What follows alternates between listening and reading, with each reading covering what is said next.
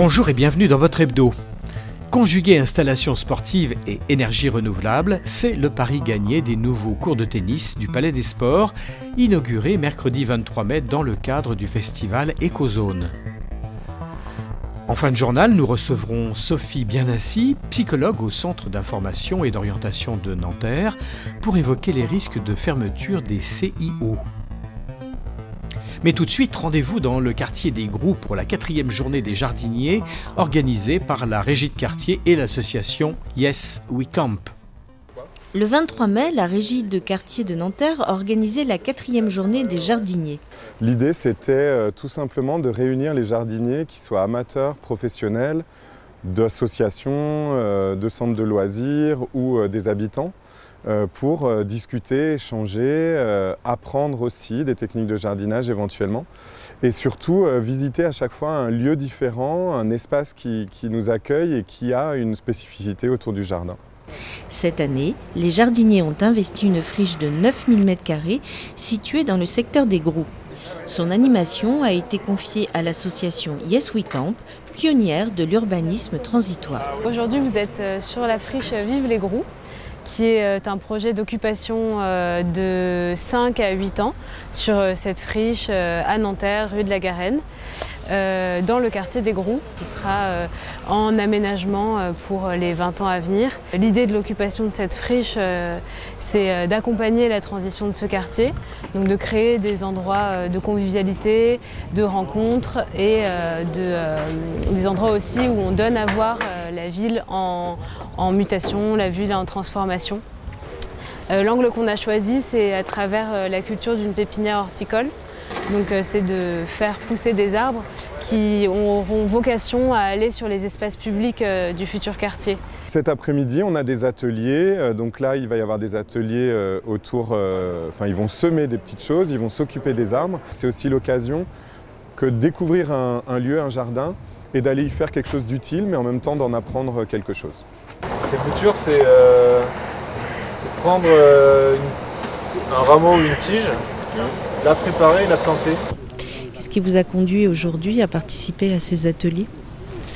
En fait, je suis intéressée par tout ce qui est jardinage ou en contact avec la nature. C'est vrai qu'on en manque un petit peu à Paris et donc, du coup, c'est agréable de faire une petite coupure et de travailler la terre et d'en apprendre davantage sur le jardinage. Qu'est-ce que vous avez planté aujourd'hui ?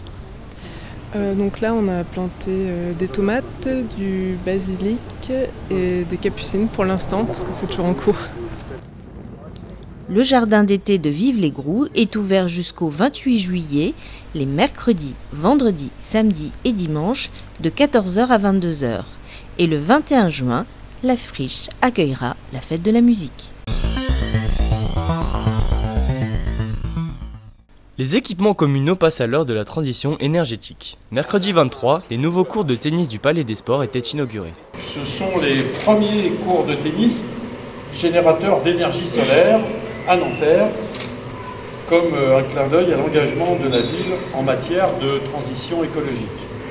Ces cours de tennis sont recouverts par des panneaux photovoltaïques qui alimentent en énergie produite par le soleil, l'alimentation électrique du Palais des Sports, son éclairage et ces panneaux photovoltaïques contribuent à produire 20% d'électricité renouvelable.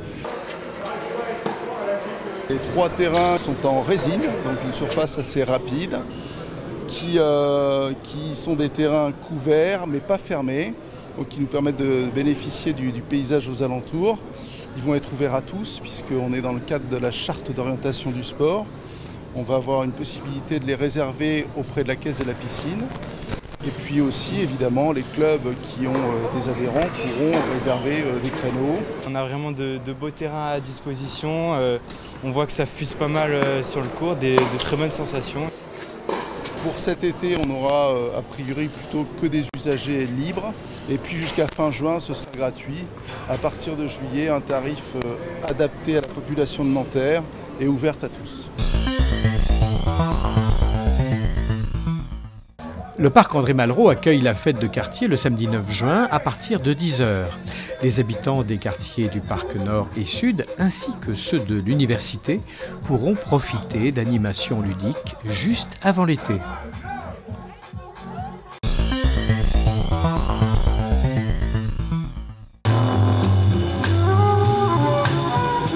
Le cinéma Les Lumières propose, dans le cadre du cycle Ciné Patrimoine, la projection du film de François Truffaut, La mariée était en noir, avec l'inoubliable Jeanne Moreau. C'est à voir les jeudis 31 mai à 20h45, le samedi 2 juin à 14 h et le dimanche 3 à 18h30.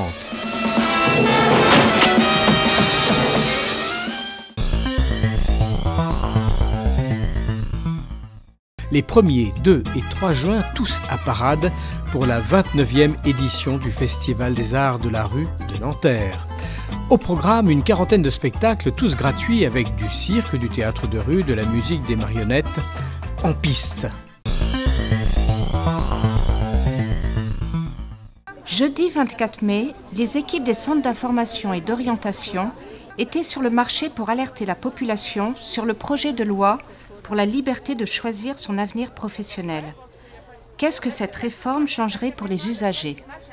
Pour les usagers, ce qui est important, c'est que les CIO vont fermer, sont menacés de fermeture.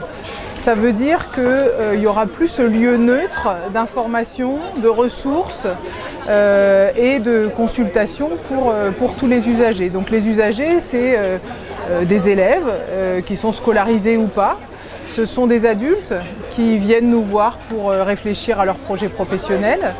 Ça peut être des jeunes qui arrivent de l'étranger en cours d'année et qu'on reçoit aussi au CIO pour après leur proposer une solution de scolarisation. Voilà, donc les usagers sont assez multiples. Et donc c'est ça qui est embêtant, c'est la fermeture des CIO. L'autre chose, c'est qu'on va être affecté en établissement. Ce qui veut dire qu'on va être sous la responsabilité d'un chef d'établissement et donc on va perdre cette possibilité d'être neutre et d'avoir un vrai regard différent que le regard de l'institution et que le regard scolaire.